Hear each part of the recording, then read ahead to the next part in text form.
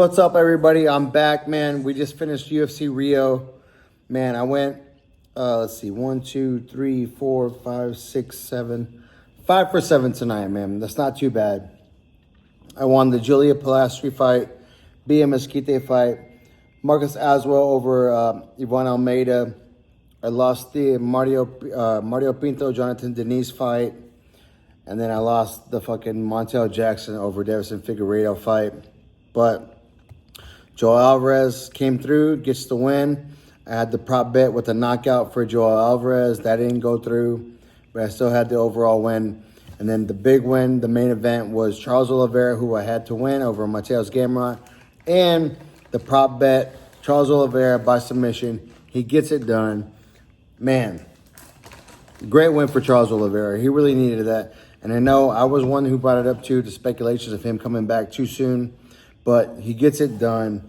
What a great Rio event. I mean, from top to bottom, it was a great card. It started off great, ended great. Just to go down some of the things from the undercard. Let's start at the top. Charles Oliveira. The first round, Mateus Gamrot gets in on a single leg, takes the fight to the ground. Charles Oliveira is complaining that Mateus Gamrot is holding the gloves inside, cuffing the gloves. The referee never sees any of that. It goes to the second round. Between rounds, he's asking the referee, hey, he's cuffing my gloves, he's cuffing my gloves.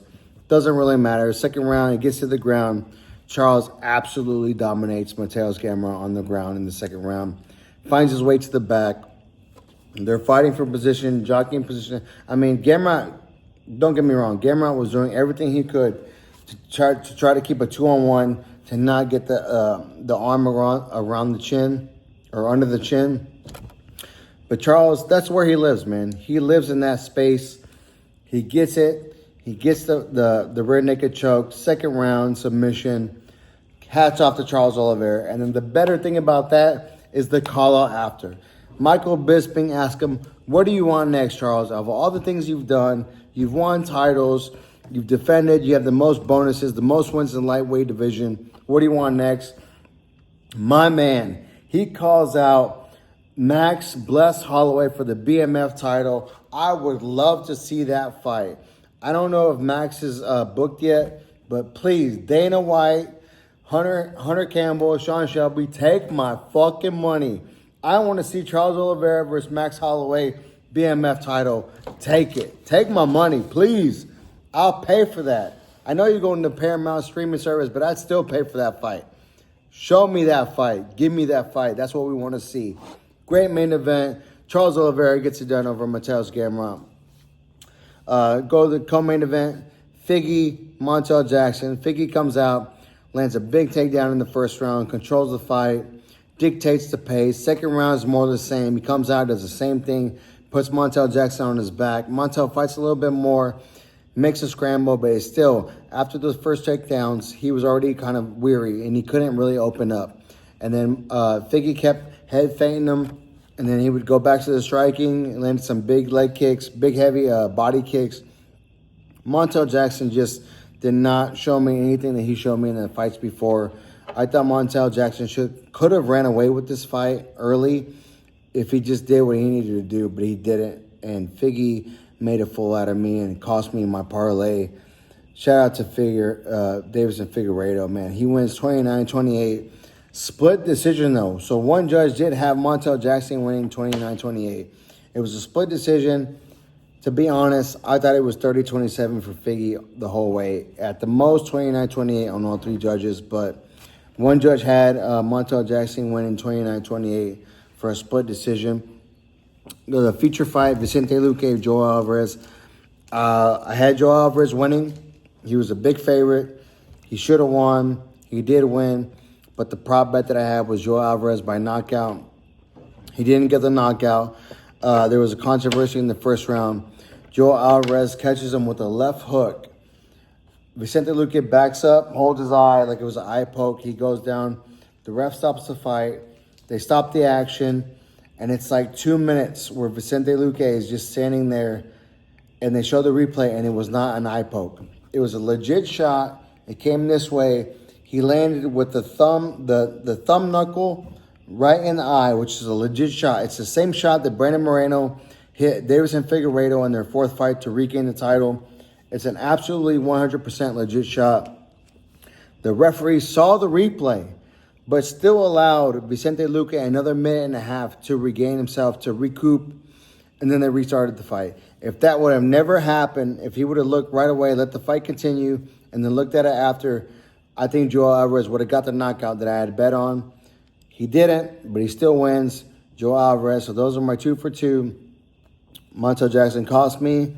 Mario Pinto made a fool out of me. He beat the hell out of Jonathan Deniz. Jonathan Deniz was the favorite. I thought he was going to get it done. Mario Pinto takes him down and just beats the absolute hell out of him.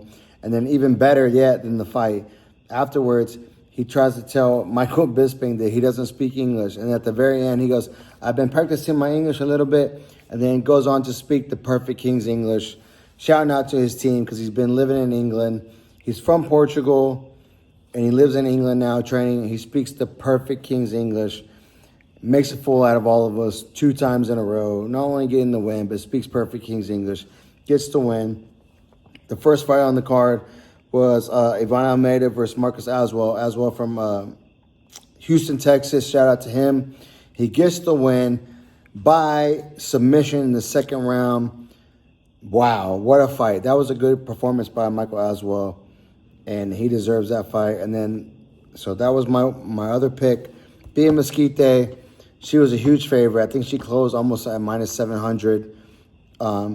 She was supposed to get the win, but the prop bet that I put was Bia Mesquite by submission. I still believe it was like minus 140, but she gets it done in the second round. Rear naked choke, gets Irina Alexeyeva out of there. I know what I'm talking about. And then Julia Pilastri, Karolina Kowalkiewicz. I love Karolina Kowalkiewicz. She's my Polish mommy, man. She looks hot, and she's the blue eyes. I'm a sucker for those things. But she's been taking beatings lately. She's 39 years old, pushing 40. Julia Pilastri, Muay Thai. And the thing that I hate is, how is the UFC a multi-billion-dollar company, and they still put under her name Muay Thai black belt? There is no such thing as a Muay Thai black belt. No such thing. How can you still be a multi-billion-dollar company and putting that bullshit under these people's names? There is no such thing as a Muay Thai black belt. Get that shit out of here. Stop doing that. There is no such thing as a Muay Thai black belt. I fought Muay Thai. I trained Muay Thai for over a decade, almost 17 years now. There is no such thing as a Muay Thai black belt. So stop doing that shit. Either way, Julia Pilastri gets the win. She stops Karolina Kowalkiewicz in the third round via strikes. Great win for her. I don't know where Karolina goes from here. She didn't lay the gloves down, maybe because they were in Brazil. She wanted to retire in Brazil, but I think Karolina's already on the last leg. I love her. She's done great for the sport, but I think it might be time for her to lay it up, hang it up. She's 39 years old. But that was the main card and all the fights that I wanted to cover. There was a couple other ones in there. Vitor Petrino versus Thomas Peterson. Vitor Petrino nearly decapitates Thomas Petrino in the third round via TKO with 26 seconds left. He hits him with a right uppercut and a left hook, and Thomas Peterson's head snaps back. His eyeballs almost hit his shoulder blades. He goes down. Petrino hits him with 2 more right hands, but it was already over before that. Great win for Petrino. Jafiel Filo gets first round submission with 19 seconds left. Clayton Carpenter came out. They get on the ground. Filo ends up getting a Kimura grip from his back. He uses it to sweep. Clayton Carpenter did not want to go over, but he got caught. He had to go over. Once he went over, he rolled over, and then Filo just finished it with a beautiful, beautiful Kimura submission. If Clayton Carpenter did not tap, he was going to have his whole shit broken off. I mean, that's the worst type of a break you can have. It's a spiral fracture into your shoulder. Great performance by Jafiel Filo. It was awesome. And then you had Michael Aswell versus Lucas Almeida. I picked Michael Aswell to win. He wins by TKO. Oh, he's the Houston guy. Sorry, I had it confused with Aswell. Aswell was from Australia. No, I had it right. Aswell from Australia. TKO over Lucas Almeida. 142 in the round. Big right hand, drops him, gets him on shaky legs, finishes him against the cage. Referee steps in, and it's all over. And then the last one, Ricardo Ramos versus Can Offley. Offley beats him, rear naked choke, finds a way to get him to the ground, and he completely outclasses him. I mean, it was a great performance by the Australians. They're 2 for 2 tonight, and man, it was just a great night of fights. And I'm trying to do this real quick because I still have Jerome Boots Ennis is about to fight on DAZN. So I'm going to watch that and then recap everything. But thank you guys so much for watching. I'm sorry. I'm right there. I'm at 96 subscribers, guys. 4 more subscribers. Help me out. That'd be a huge milestone for me. The channel is brand new. I've only been on there for about a month or 2 months. And it'd be just huge to get to 100 tonight. Like I said, thank you guys so much for watching, man. Hit the like, hit the subscribe. I'll be back soon after the Jerome Ennis fight. See you soon. Peace.